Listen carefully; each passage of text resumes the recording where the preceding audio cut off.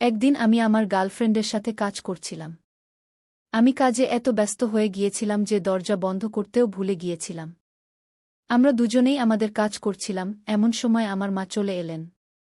আমাদের মুখ অন্য দিকে ছিল এবং মা দরজার পাশে দাঁড়িয়ে সব দেখছিলেন। হঠাৎ আমার নজর মায়ের উপর পড়ল এবং তারপর যা হল।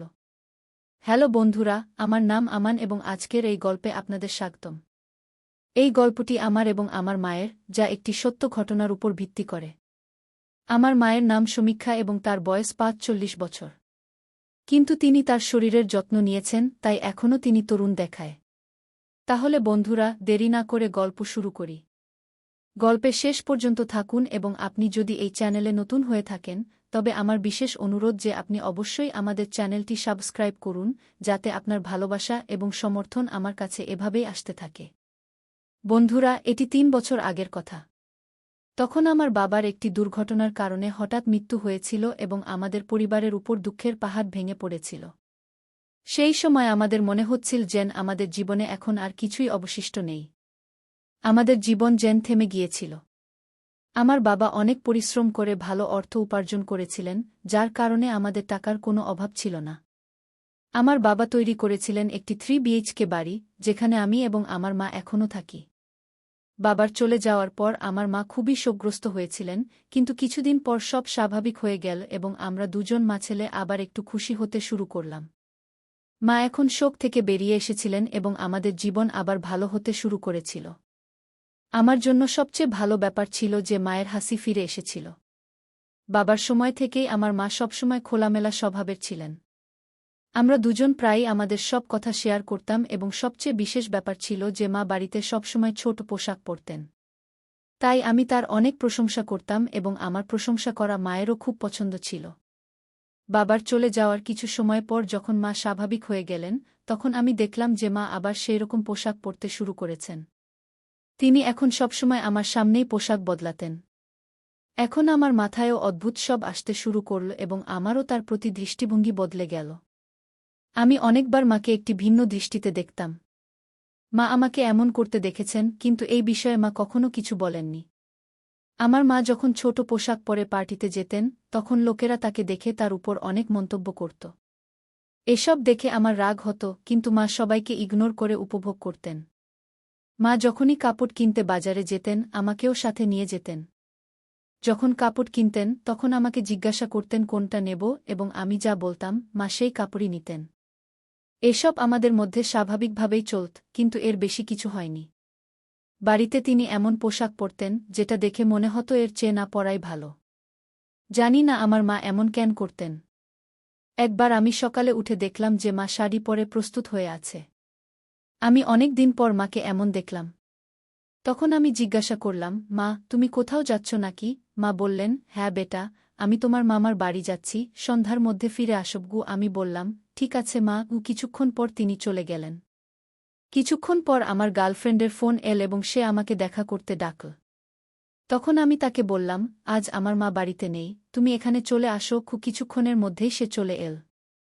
সে আসামাত্র আমি তাকে জড়িয়ে ধরে আমি মায়ের দিকে তাকাতে পারছিলাম না। আমার মনে হচ্ছিল, জানি না মা কি ভাবছেন।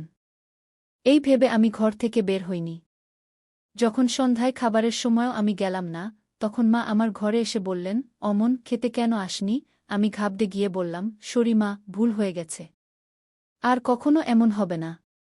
দয়া করে আমাকে ক্ষমা করে দিন। কিছুক্ষণ চুপ থেকে মা বললেন, বেটা, এটা তোমার বয়সে সাধারণ ব্যাপার। যদি তোমার কোনো মেয়ে বন্ধু থাকে, তাতে আমার কোনো সমস্যা নেই। এটা শুনে আমি তৎক্ষণাৎ উঠে মায়ের গলা জড়িয়ে ধরে বললাম, তুমি কত ভালো মা। মা বললেন, তোমার বাবার পর আমাকেই তোমার দেখাশোনা করতে হবে, তাই এসব ক্ষমা করতেই হবে। তারপর মা বললেন, সম্ভবত আমি একটু তাড়াতাড়ি চলে এসেছিলাম তোমাকে বিরক্ত করতে। এ কথা বলে মা একটু হাসলেন। আমি তাদের থেকে আলাদা হয়ে বললাম, না মা, ভুল তো আমাদেরই ছিল। Once again sorry. তারপর আমরা একসাথে বাইরে এলাম এবং খাবার খেলাম। আমি কিছুই বুঝতে পারছিলাম না যে মা আমাকে না ডাকাডাকি করলেন, না কিছু বললেন, এবং এর উপরে এত কিছু কি করে। যাই হোক, আমরা দুজন একসাথে খাবার খেলাম এবং ঘুমাতে ঘরে চলে গেলাম। বাবার চলে যাওয়ার পর আমি এবং মা একই ঘরে ঘুমাতাম। সেই সময় মা পরিবর্তন করে একটি গাউন পরলেন এবং আমিও একটি শর্ট স্নিকার পরলাম। তারপর আমরা দুজন বিছানায় শুয়ে পড়লাম। আমার ঘুম আসছিল না এবং আমি মায়ের চিন্তায় ডুবেছিলাম। ঠিক তখন মা আমার দিকে তাকিয়ে বললেন, কি হয়েছে? কি ভাবছ? ঘুম আসছে না? আমি বললাম, কিছু না মা, শুধু এমনি। তখন মা বললেন, আমি জানি বেটা, তুমি কি ভাবছ এই মুহূর্তে। তখন আমি তাদের দিকে তাকিয়ে জিজ্ঞাসা করলাম, কি মা? তখন মা বললেন, তুমি এটাই ভাবছ না যে মা আমাকে কিছু বললেন না, আমাকে ডাকাডাকি করলেন না? কোথায় মা এসব দেখে আমার দিকে আকৃষ্ট হয়ে গেছেন? কিন্তু যদি তুমি এসব ভাবছ তাহলে তুমি ভুল ভাবছ বেটা। আমি মা, তোমার মা, আমি কখনো ভুল করে এমন কিছু ভাবতে পারি না। কারণ মা ও বেটার সম্পর্ক একটি অমূল্য সম্পর্ক। তারপর মা বললেন, হ্যাঁ, আমি মানি যে আমি তোমার সামনে এমন ছোট পোশাক পরি, কিন্তু এসব আমার পছন্দের জন্য, না যে কাউকে আকৃষ্ট করার জন্য। এবং কি ফারাক পড়ে? আমি যেভাবেই পোশাক পরি না কেন, কারণ চিন্তা তো মস্তিষ্কের হয়, পোশাকের নয়। মা বললেন, যদি তোমার মস্তিষ্কে আরও কোনো সন্দেহ থাকে তাহলে তা দূর করে দাও বেটা, কারণ আমাদের সম্পর্কের একটি মর্যাদা আছে এবং আমাদের সেই মর্যাদা কখনো ভাঙা উচিত নয়। এবং তোমাকে না ডাকাডাকি করার কথা হলে, বেটা, তোমার বাবার পর তোমার দায়িত্ব আমার এবং আমি চাই না যে আমার কোনো ভুলের কারণে আমি তোমাকে হারাই। তাই আমি তোমাকে ভালোবেসে বোঝালাম। মায়ের এই কথা শুনে আমার চোখে পানি চলে এল এবং আমি মাকে জড়িয়ে ধরে তাদের কাছে ক্ষমা চাইলাম এবং কখনো এমন ভুল না করার প্রতিশ্রুতি দিলাম। সেই দিনের পর আমি মায়ের খুব সেবা করি এবং আমরা দুজন মা বেটা আমাদের জীবন খুব সুখে কাটাচ্ছি। তাই বন্ধুরা, এটা ছিল আমাদের ছোট্ট গল্প।